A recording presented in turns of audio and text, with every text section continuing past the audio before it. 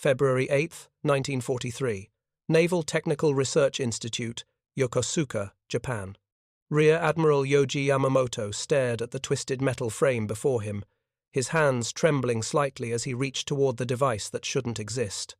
The American destroyer escort had gone down off Guadalcanal 3 weeks earlier, and salvage divers had recovered this equipment from what remained of her bridge.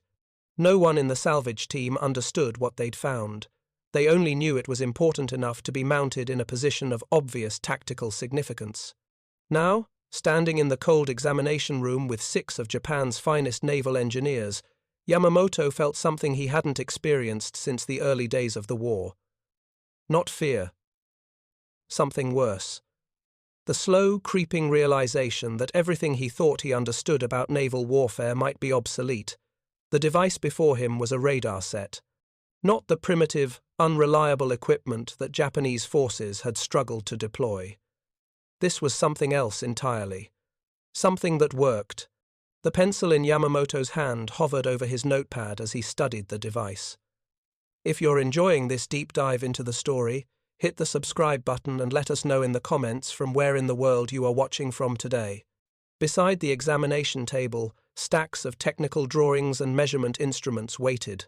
The preliminary analysis had taken 3 days. Every component had been photographed, measured, documented. Now came the moment of synthesis, when raw data would transform into understanding. And that understanding, Yamamoto suspected, would be devastating. Through the laboratory windows, the winter sun illuminated Yokosuka harbor, where the combined fleet's remaining strength lay at anchor.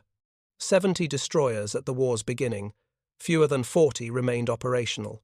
The waters around Guadalcanal, dubbed Iron Bottom Sound for the ships resting on the seafloor, had become a graveyard for Japanese destroyers. Each loss represented not just a ship, but hundreds of trained sailors, irreplaceable experience, and the erosion of Japan's carefully cultivated night-fighting superiority. Yamamoto had studied the loss reports. He'd read the after-action accounts from commanders who survived. Again and again, the same impossible pattern. American ships firing accurately in total darkness. Torpedoes launched from beyond visual range. Japanese vessels destroyed by enemies their lookouts never saw. The High Command had explanations, of course. American night fighting had improved. Japanese lookouts were fatigued from extended operations. Battle damage had degraded Japanese optical equipment. But Yamamoto knew better. He'd spent 20 years in the Imperial Japanese Navy. He understood night combat. He'd trained the lookouts who could spot ship silhouettes at 7,000 meters in moonless conditions. He'd overseen the development of weapons and tactics that had made Japan the undisputed master of darkness. Japan's night-fighting superiority wasn't doctrine, it was physics. Superior optics, superior training, superior weapons. The Americans had no answer to Japanese night combat capabilities. Except they did. And that answer was lying on the examination table, still encrusted with salt and coral. Commander Hideaki Tanaka, the Institute's senior electronics specialist, had already begun the preliminary examination. His report, delivered in the clipped, precise language of a technical officer, contained conclusions that bordered on insubordination. Not because Tanaka was wrong, but because what he was suggesting couldn't possibly be true. The frequency is 3 gigahertz, Tanaka said quietly, not looking up from his instruments. Wavelength approximately 10 centimeters. Power output appears to be 50 kilowatts. The magnetron tube is unlike anything in our current production. Yamamoto absorbed each specification. Each number was a small catastrophe. The Type 22 radar, Japan's most advanced surface search system, operated at 150 megahertz, 20 times lower in frequency. The American set, before them, operated at frequencies Japan's radar research program had deemed impractical for production. The power output was 25 times greater than Japanese sets could achieve. The implications were staggering. This wasn't an incremental improvement. This was revolutionary technology that changed the fundamental nature of naval combat. Detection range? Yamamoto asked, though he suspected he already knew the answer. His voice remained steady, professional, but his mind was already calculating the tactical implications. Tanaka consulted his notes. Based on the antenna configuration and power output, we estimate 15 to 18 nautical miles for a destroyer-sized target, possibly more in optimal conditions. The discrimination appears sufficient for fire control integration. 15 nautical miles. The number hung in the air like a death sentence. Japanese lookouts, the finest in the world, could see perhaps 4 nautical miles on a clear night with perfect conditions. The Americans could detect Japanese ships nearly 4 times beyond visual range. They could track them, target them, destroy them, all while remaining completely invisible to Japanese forces. The tactical advantage was insurmountable. The room fell silent. Everyone understood what these numbers meant. The devastating American victories at Cape Esperance, where Japanese ships had been destroyed by enemies firing from beyond visual range, the catastrophic loss of 3 destroyers at Vela Gulf, annihilated without ever achieving visual contact, the systematic destruction of the Tokyo Express supply runs. It wasn't American training. It wasn't improved tactics. The Americans could see in the dark. "Can we reproduce this?" Yamamoto asked. Tanaka hesitated. "The theoretical principles are understood.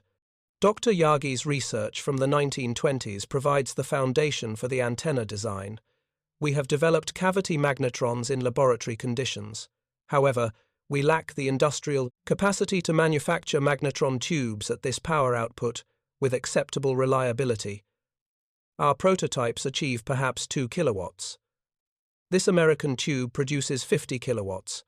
Even if we could produce the tubes, we lack the electronics industry to manufacture the associated components in quantity." The genius of Dr. Hantaro Yagi, whose antenna design formed the foundation of modern radar, had been ignored by the Japanese military establishment. Yagi had invented his directional antenna in 1926 and received international acclaim, everywhere except Japan. Now, Japanese forces were being destroyed by radar sets using Yagi antennas. Japan's own invention was being used against her. How many of these sets do the Americans have? Based on engagement reports and prisoner interrogations, we believe every American destroyer commissioned after mid-1942 carries similar equipment. That suggests several hundred sets currently deployed. Production appears to be increasing. Several hundred. Japanese radar production for all purposes amounted to perhaps 300 sets total. Many didn't work properly. The Type 22 had a 40% operational reliability rate.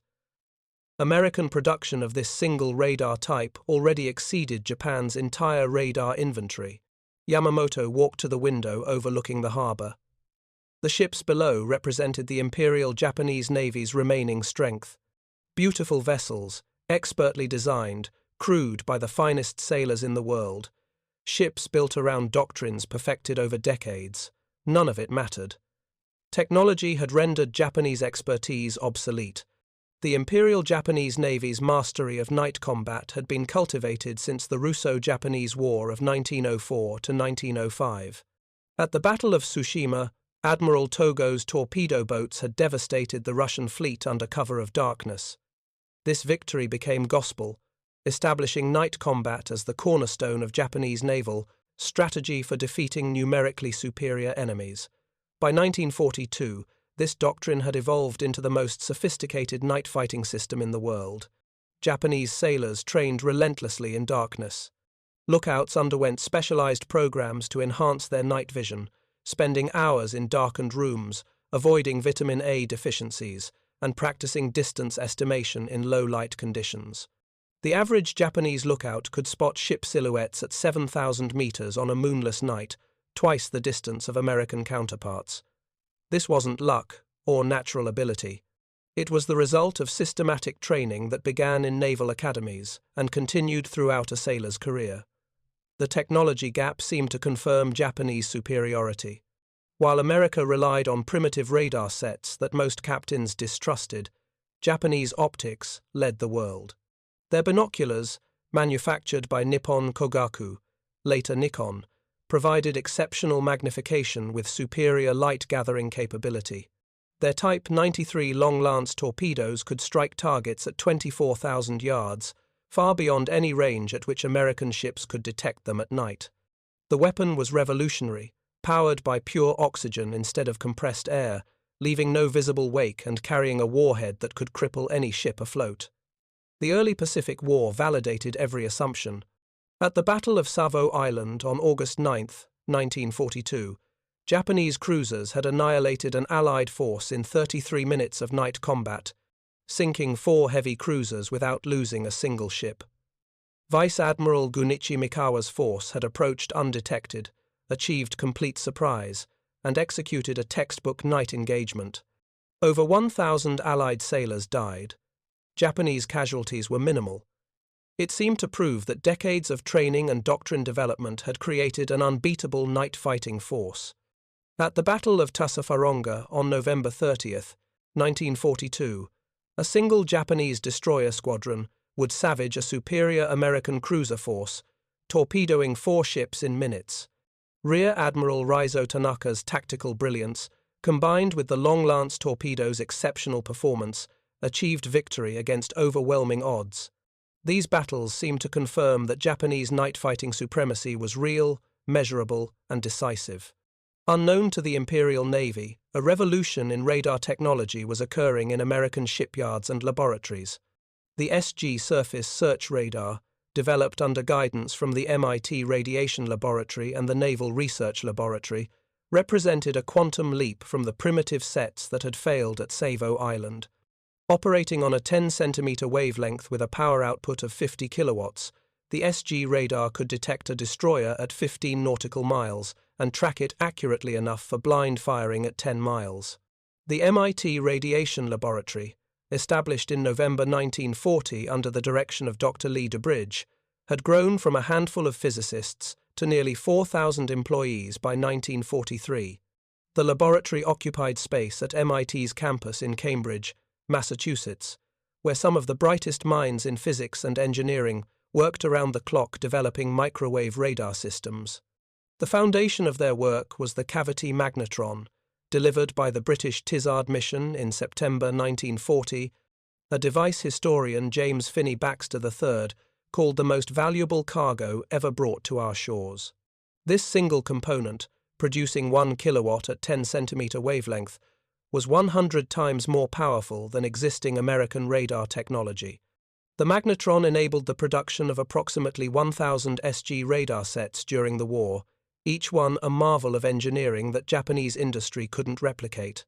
The first Fletcher-class destroyer, USS Fletcher, DD-445, commissioned on June 30, 1942, carried this revolutionary system as standard equipment. By November 1942, Fletcher herself was operating in the Solomon Islands, though she would be the only Fletcher-class destroyer present at the naval battle of Guadalcanal.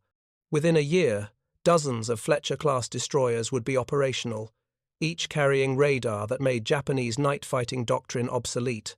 The Plan Position Indicator, or PPI scope, provided a god's-eye view of the battle space that was revolutionary in its implications. Unlike Japanese radar, which displayed only range as a spike on a line, the PPI displayed all contacts on a circular screen that updated every 2 seconds. Operators could distinguish between ship types by their radar returns, track multiple targets simultaneously, and even spot torpedo wakes under certain conditions. The system worked equally well in daylight or darkness, clear weather or storms, smoke or fog. Conditions that blinded Japanese lookouts were irrelevant to American radar operators. The SG radar was integrated with the Mark 37 gun director, linked to an analog computer that could calculate firing solutions in seconds. The night of November 12th to 13th, 1942 would begin the shattering of Japanese assumptions. The naval battle of Guadalcanal began when Rear Admiral Daniel Callahan's task force intercepted Vice Admiral Hiroaki Abe's bombardment group approaching Henderson Field. While only USS Fletcher represented the new destroyer class, several ships carried SG radar, including USS Helena, and this technological advantage would prove decisive. At 01:24 hours, USS Helena's SG radar detected Japanese ships at 27,000 yards, far beyond any visual range possible on that moonless night. For the next 20 minutes, American radar operators tracked the approaching Japanese force, while Japanese lookouts strained futilely into the darkness, seeing nothing but empty ocean. The Americans knew exactly where the enemy was, how fast they were moving, and what course they were steering. The Japanese knew nothing. This information asymmetry would shape everything that followed. The battle descended into chaos as American radar-directed fire disrupted Japanese formations before they could employ their superior night-fighting tactics. The destroyer Akatsuki, attempting her specialized night torpedo attack that had proven so effective at Savo Island, was caught in radar-directed crossfire from multiple American ships before she could launch. She exploded and sank in minutes, taking most of her crew with her. Her searchlights, intended to illuminate American targets, had only made her a beacon for radar-directed guns.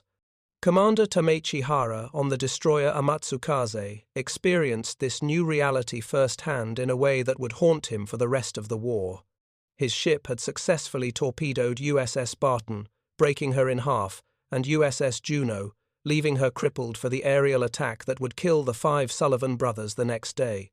These were textbook long-lance torpedo attacks, exactly as doctrine prescribed.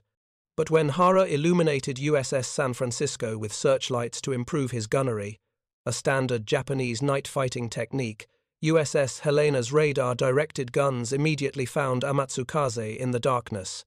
The American shells arrived with terrifying precision. No searchlights betrayed Helena's position. No star shells preceded the salvos. The shells simply arrived, guided by radar that made Amatsukaze visible while Helena remained invisible. The destroyer shuddered under the impacts. 43 of Hara's crew died in the barrage. His ship was severely damaged, barely able to withdraw from the battle. Hara had executed perfect night-fighting tactics and been punished for it by an enemy using technology he didn't understand existed. The battleship Hiei became the focus of American radar-directed fire. In darkness and rain squalls that should have provided concealment, she absorbed 85 shell hits from enemies firing at ranges beyond Japanese visual capability. She would be scuttled the next day, the first Japanese battleship lost in the war. The disparity between Japanese and American capabilities became increasingly apparent. The American SG radar operated at 3 GHz with 50 kilowatt peak power, detecting destroyers at 15+ nautical miles, with accuracy of plus or minus 40 yards in range and plus or minus half a degree in bearing. The Japanese Type 22 radar operated at 150 MHz with only 2 kilowatt peak power, detecting destroyers at 10 nautical miles under optimal conditions with accuracy of plus or minus 300 yards. Of the first 60 Type 22 sets built, only about 6 actually worked. Total Japanese radar production during the war reached only about 300 units. By early 1943, American destroyers were intercepting Tokyo Express runs in complete darkness, in rain, in squall conditions. They fired first, fired accurately, and pursued Japanese forces even when they fled at full speed into the night. The night of November 25, 1943 demonstrated the complete reversal. 5 destroyers under Captain Arleigh Burke intercepted 5 Japanese destroyers off Cape St. George. In a running battle fought entirely by radar, Burke's squadron sank 3 Japanese destroyers without taking significant damage. The Japanese never achieved visual contact with their attackers. The full technical report reached Combined Fleet Headquarters on February 15, 1943. Admiral Isoroku Yamamoto, commander of the Combined Fleet and architect of Pearl Harbor, read the report in his cabin aboard Yamato at Truk. He was no stranger to technology or to America. He'd spent years in the United States during the 1920s, serving as a naval attaché in Washington and studying at Harvard University. He'd walked through American automobile factories, observed American steel mills, witnessed the industrial capacity that could produce automobiles, refrigerators, and radios in quantities that staggered the imagination. He understood American industrial capacity better than most Japanese officers, which was precisely why he'd argued so vehemently against war with America before Pearl Harbor. He'd famously warned the government that he could run wild for 6 months to a year, but had utterly no confidence for the second or third year of conflict. If you find this story engaging, please take a moment to subscribe and enable notifications. It helps us continue producing in-depth content like this. The statement had proven prophetic. Pearl Harbor had been his 6 months of running wild. Midway in June 1942 had marked the end of Japanese offensive capability. Now, reading this radar report 8 months after Midway, Yamamoto understood that even his pessimistic assessment had been too optimistic. The report documented American radar production at approximately 1,000 units of this single SG type alone. Japanese production of all radar types combined totaled 300 units, most of which didn't work properly. More disturbing than the production numbers were the operational implications. The report included detailed analysis of every night engagement since November 1942, Cape Esperance, the naval battle of Guadalcanal, Tassafaronga, Empress Augusta Bay, Vela Gulf. Each battle told the same story. American ships firing accurately from beyond visual range, Japanese forces suffering disproportionate losses despite tactical excellence and individual courage. The Battle of Cape Esperance on October 11, 1942 had seemed like a Japanese defeat attributable to tactical mistakes. Now Yamamoto understood differently. The American force under Rear Admiral Norman Scott had detected the approaching Japanese ships at 27,000 yards using radar. For nearly 20 minutes, American radar operators tracked the Japanese force while Japanese lookouts saw nothing. It wasn't tactics, it wasn't luck, it was technology. The naval battle of Guadalcanal had been even more devastating. Vice Admiral Hiroaki Abe's force had approached Henderson Field for a bombardment mission. They'd expected to destroy the airfield and withdraw before dawn. Instead, USS Helena had detected the Japanese force at 27,000 yards, giving the Americans complete tactical advantage. The destroyer, Akatsuki, attempting a night torpedo attack, had been caught in radar-directed crossfire and exploded. The Battle of Empress Augusta Bay on November 2, 1943, provided the clearest demonstration. Rear Admiral Aaron Merrill's Task Force 39 intercepted a superior Japanese force. At 02:27 hours, radar contact at 35,900 yards gave the Americans complete tactical advantage. American ships tracked the approaching enemy with perfect clarity, maneuvering for optimal firing positions while remaining invisible to Japanese lookouts. Despite superior numbers and firepower, the Japanese force was routed.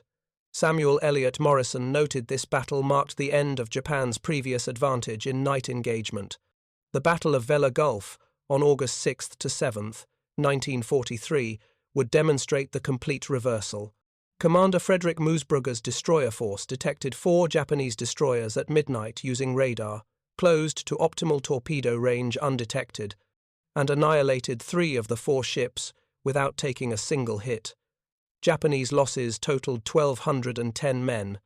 American casualties were 0. Captain Kaju Sugiura, commanding the sole survivor Shigure, would later call it a perfect American victory. The radar reports section on Japanese radar development was particularly grim. Japan had developed cavity magnetron technology as early as 1937, but theory and production were vastly different challenges. Japanese magnetrons could achieve perhaps 2 kilowatts. American magnetrons were producing 50 kilowatts. The precision machining required exceeded Japanese manufacturing capabilities. The copper alloys needed were in critically short supply. The electronics industry necessary didn't exist in Japan at the scale needed. Even more frustrating was the Yagi antenna situation. Dr. Hantaro Yagi had invented his directional antenna design in 1926 at Tohoku Imperial University. He'd published his research in English in 1928. Engineers in America, Britain, and Germany immediately understood its significance. In Japan, Yagi's work had been largely ignored. Now Japanese forces were fighting radar systems that used Yagi antennas.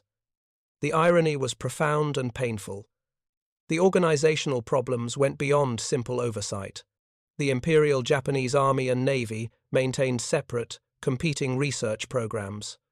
The Naval Technical Research Institute employed approximately 300 staff by August 1943.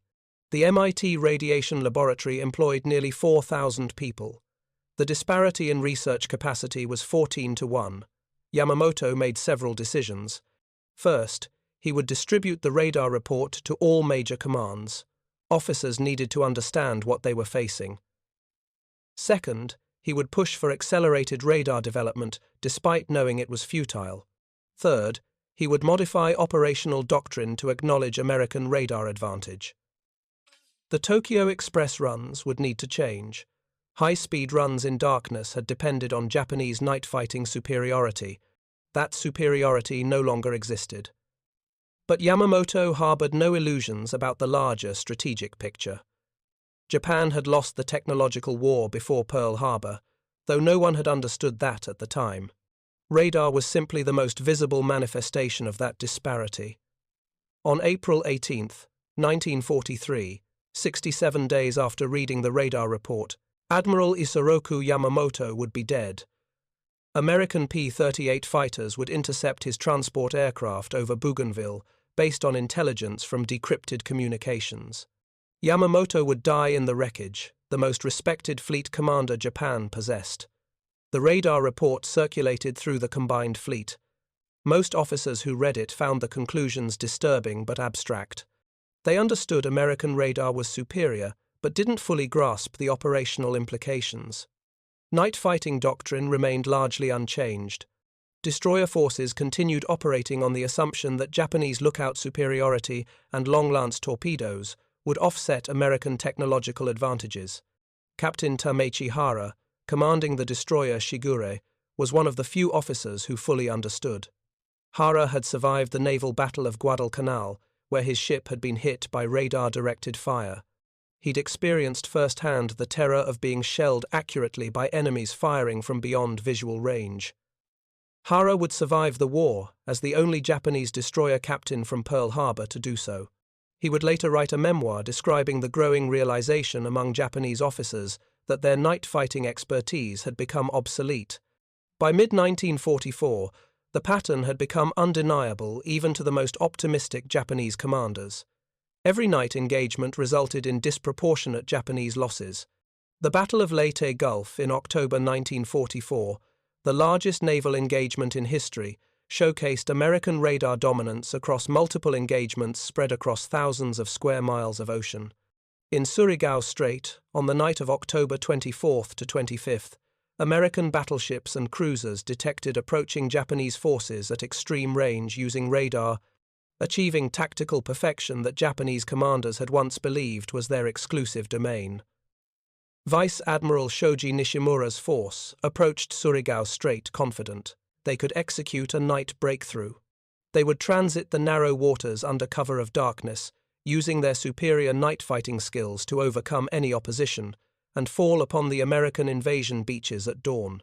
It was classic Japanese destroyer doctrine. The plan would have worked perfectly in 1942. In October 1944, it was suicide. American destroyers detected the Japanese force as soon as it entered the strait. Radar tracked every ship. Fire control computers calculated intercept courses. The American formation crossed the Japanese T, the perfect tactical position where every American ship could bring all guns to bear, while Japanese ships could only fire their forward turrets. But unlike historical battles where crossing the T required visual sighting and careful maneuvering, American radar made the evolution effortless. They simply positioned their ships where radar told them the Japanese would be. The battleship Yamashiro, Nishimura's flagship, was hit by multiple torpedoes from American destroyers, attacking in coordinated waves directed by radar. The long-lance torpedoes that should have given Japan advantage were useless when American destroyers could detect and evade them while launching their own attacks from optimal positions. When Yamashiro tried to retreat, having absorbed terrible damage, American battleships opened fire at ranges exceeding 20,000 yards. Their guns were directed by fire control radar that could track targets and calculate firing solutions automatically. Yamashiro absorbed devastating punishment from enemies she could barely see even as she burned. She capsized and sank, taking Nishimura and most of her crew to the bottom of Surigao Strait. The battleship Fuso suffered similar catastrophic treatment, hit by torpedoes that broke her in two sections. Both parts remained afloat for hours, burning fiercely in the darkness before finally sinking. Of Nishimura's entire force, only the destroyer Shigure escaped, commanded once again by Captain Tamechi Hara. The engagement in Surigao Strait was the last battleship versus battleship engagement in history, and it demonstrated with brutal finality how thoroughly radar had transformed naval combat. American battleships, some of them raised and repaired after being sunk at Pearl Harbor 3 years earlier, now delivered overwhelming firepower directed by radar against an enemy still fighting with optical rangefinders. 6 American battleships, 28 destroyers, and numerous cruisers had executed a perfect ambush, made possible entirely by electronic detection. The Japanese ships used color-coded dye loads in their shells to help optical spotters identify fall of shot. Yamato's shells created white splashes. Nagato's were brilliant pink. Haruna's were greenish-yellow. This primitive system, necessary because Japan lacked effective fire control radar, contrasted starkly with American radar-controlled automatic firing systems that adjusted fire continuously without requiring visual confirmation. After later Gulf, Japan possessed no effective carrier force, her battleship fleet was decimated, and her cruiser and destroyer forces were shattered. The Imperial Japanese Navy no longer existed as a coherent fighting force. The radar advantage that had seemed so abstract when examined in February 1943 had manifested as concrete military catastrophe by October 1944. Statistics from Pacific destroyer engagements illustrated radar's impact with brutal clarity.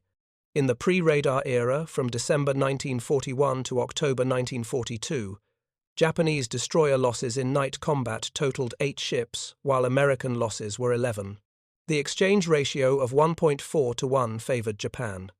In the early radar era, from November 1942 to June 1943, Japanese losses reached 19 ships, while American losses dropped to 7.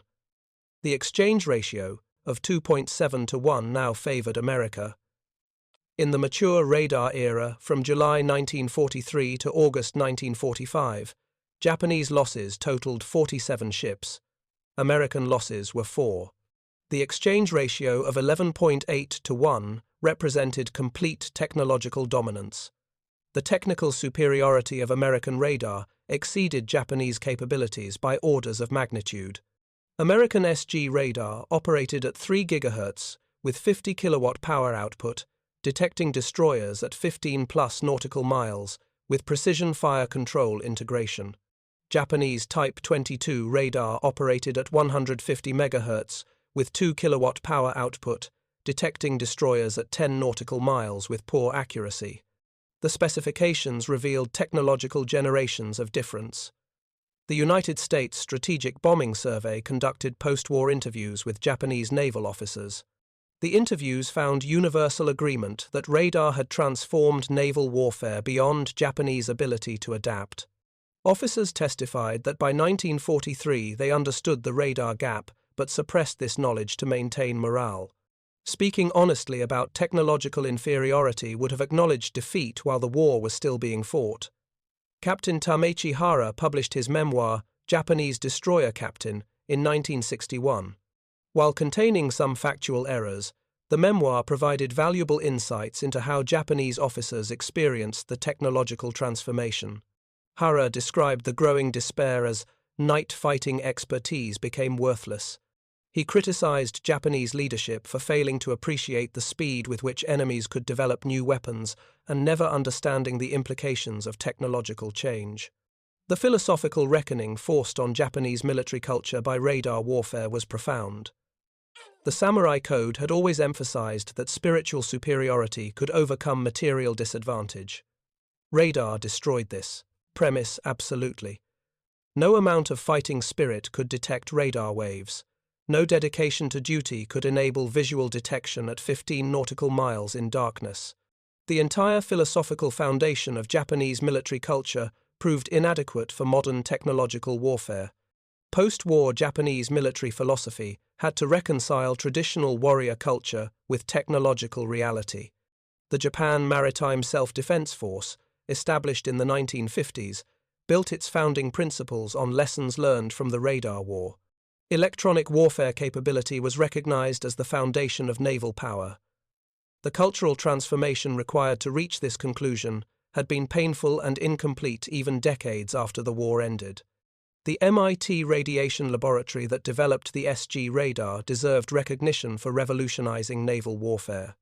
Established in November 1940 under Dr. Lee Dubridge, the laboratory grew to nearly 4,000 employees and designed half of all radar systems deployed by United States forces. The foundation was the British cavity magnetron, delivered in the Tizard mission of September 1940. Historian James Finney Baxter III called it the most valuable cargo ever brought to American shores. 9 radiation laboratory staff members would later win Nobel Prizes. The lessons of radar warfare shaped post-war naval development worldwide. Every navy recognized that electronic detection was fundamental to modern combat. Ships without effective radar were death traps. The transformation was complete and irreversible. For Japan, the radar war provided a case study in how technological inferiority could negate every other advantage. Japanese sailors were brave. Japanese tactics were sophisticated. Japanese weapons like the long-lance torpedo were superb. None of it mattered against enemies who could detect Japanese ships from beyond visual range and destroy them with radar-directed fire. The human cost of Japanese technological inferiority was staggering. Of the 70 modern destroyers Japan possessed at Pearl Harbor, only about a dozen remained operational by war's end. Thousands of sailors who'd trained for years in night-fighting techniques died in darkness, killed by radar-directed weapons fired from ships they couldn't see. The final accounting provided stark quantification. American radar production reached approximately 1,000 SG surface search radar sets, with over 100,000 radar sets of all types produced. Japanese radar production reached approximately 300 sets total across all types. The disparity exceeded 50-1 in crucial areas. Every Fletcher-class destroyer represented industrial capacity Japan wouldn't achieve for decades. The 175 Fletcher-class ships produced between 1942 and 1944 exceeded total Japanese destroyer production by a factor of 5-1. The Imperial Japanese Navy entered the war, confident that superior night-fighting skills would offset American material advantages. By war's end, radar had proven that technological superiority could completely negate human skill, training, and tradition. The age of visual naval combat ended in the waters around Guadalcanal, replaced forever by electronic warfare that cared nothing for courage, tradition, or warrior spirit. Rear Admiral Yoji Yamamoto, who examined the captured American radar set in February 1943, survived the war. He provided testimony to American technical intelligence teams about Japanese radar development efforts. His testimony was remarkable for its frankness. Japanese engineers understood exactly what American radar could do. They'd studied captured sets meticulously. Understanding the technology hadn't helped. The problem wasn't knowledge, but capability. His testimony included a poignant observation. Japanese engineers had joked bitterly that they understood American radar better than many American radar operators. They could explain the theory perfectly, but they couldn't build equivalent systems. Understanding the enemy's weapons didn't enable defeating them when industrial capacity was insufficient. The captured radar set eventually ended up in American possession after the war as a historical artifact. But the real legacy wasn't the physical device. It was what the device represented. The moment when Japanese naval leadership finally understood completely why their fleet was vanishing. The moment when technological reality could no longer be denied. The moment when every assumption about night-fighting supremacy proved false. That moment occurred in February 1943 in a cold examination room in Yokosuka. An admiral stared at twisted metal and electronic components pulled from a sunken American ship. He listened to engineers explain specifications that Japan couldn't match, and he understood, with absolute clarity, that the war was lost. not lost on that day specifically. Lost months earlier, when the first SG radar sets became operational on American destroyers. Lost when American factories began producing magnetron tubes by the thousands, while Japanese laboratories struggled to make prototypes work. The Fletcher-class destroyers, with their SG radar sets, had fundamentally transformed naval warfare from art to science, from human skill to electronic detection, from warrior tradition to technological superiority. Some Japanese officers never accepted this fully. They died believing that defeat came from insufficient fighting spirit rather than technological inferiority. Others accepted the technological explanation but struggled with its implications for warrior culture. A few understood completely and spent their post-war years trying to ensure future Japanese forces would never again enter war without technological parity. The lesson transcended national boundaries. In modern warfare, those who see first win. Those who see farthest dominate. Technology that enables seeing through darkness provides advantage that courage cannot overcome. Industrial capacity to produce that technology in quantity determines long-term success more than tactical brilliance.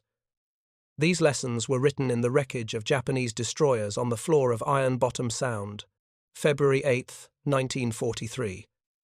The day a captured American radar set was examined by Japanese admirals and engineers. The day understanding replaced comfortable illusion. The day Japan's best technical minds confronted the reality that their navy was being systematically destroyed by technology they couldn't match. The radar set itself was just metal, glass, and wire. But what it represented was the industrial and technological superiority of a nation that could mass-produce complex electronics while fighting a global war on two fronts. Admiral Isoroku Yamamoto had been right in his initial assessment. He could run wild for 6 months to a year. After that, American industrial superiority would determine everything. The SG radar epitomized that superiority. Against that industrial might, Japanese courage meant nothing. Training meant nothing. The long-lance torpedo meant nothing when Japanese ships were destroyed before reaching launch range. Night fighting expertise perfected over decades meant nothing when American radar could detect targets at 3 times visual range. The darkness that should have been Japan's ally became her enemy. The night had betrayed Japan completely, turned hostile by technology that made darkness transparent to electronic sensors. In the end, those who could see won. Those who remained blind to technological change were condemned to defeat. The Americans had won the night through technology, and in winning the night they had won the war at sea. The Japanese admirals who examined that radar, set in February 1943, understood this truth, even if they couldn't acknowledge it publicly. They had seen the future of naval warfare. They had measured its capabilities. They had calculated the mathematics of their own defeat. And they understood that their fleet was vanishing not because Japanese sailors lacked courage or skill, but because American factories could produce magnetron tubes, and Japan's could not. That simple industrial fact, more than any battle, determined the outcome of the Pacific War. Thank you for watching. For more detailed historical breakdowns, check out the other videos on your screen now, and don't forget to subscribe.